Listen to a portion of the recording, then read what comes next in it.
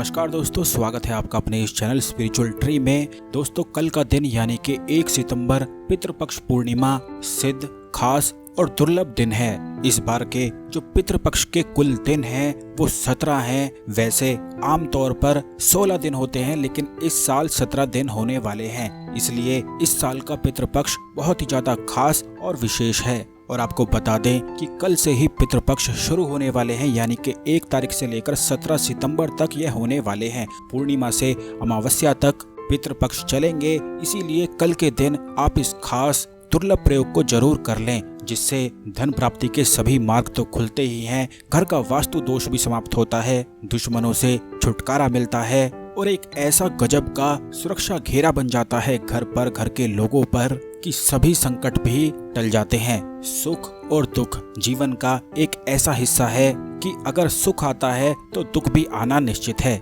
लेकिन अगर इंसान दुखों में उपाय ना करे, प्रयोग ना करे, भगवान को याद ना करे, तो उसका दुख ही फिर चलता रहता है। इसीलिए जितने भी प्रयोग और उपाय हम आपको वीडियो में बताते हैं, इनको ज्यादा से ज्यादा किया करें, जिससे सभी पाप कर्म खत्म हो सके, दुख खत्म हो सके और कष्ट भी मिट जाएं। तो दोस्तों, इस दुर्लभ विधि को ध्यान से समझ लें और पितृपक्ष के लिए भी आने वाले वीडियोस में हम बहुत ही ज्यादा खास और दुर्लभ चीजों को आपको बताएंगे। तो कल के दिन इस प्रयोग को करने के लिए आपको एक मिट्टी का दीपक ले लेना है। ये आसान सी चीजें हैं जो पहले से ही आपके घर में मौजूद हैं। इसमें पैसा कुछ भी खर्च नहीं है, बस आपको मिट्टी का दीपक लेना है, काली बाती लेनी है, तिल का तेल लेना है, थोड़े से काले तिल भी लेने हैं और 8 लौंग लेनी है। इस बात का बेहद ही खास ध्यान रखें कि जो दीपक आप लेंगे यह इतना बड़ा कम से कम होना चाहिए कि पूर्णिमा के पूरी रात यह दीपक जलना चाहिए, क्योंकि जिस घर में पूरी पूर्णिमा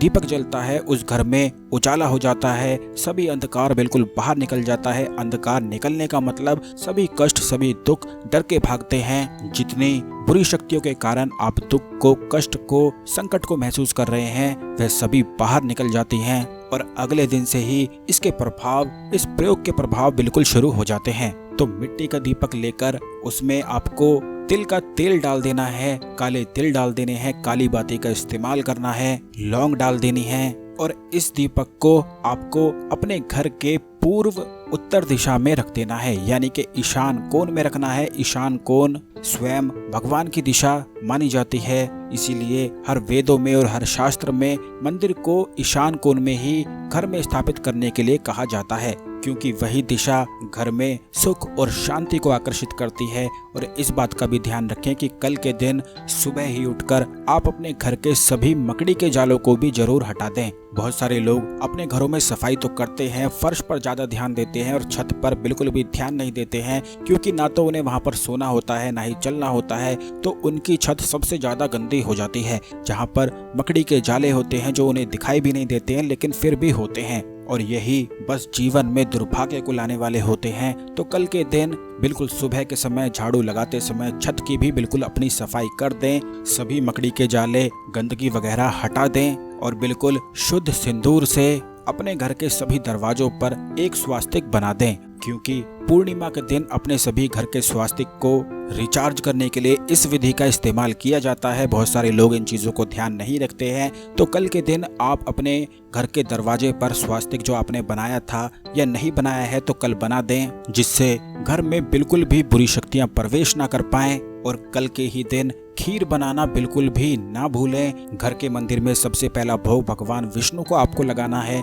उसके बाद आपको पीपल के पेड़ की जड़ में 1 चम्मच खीर रख के आना है।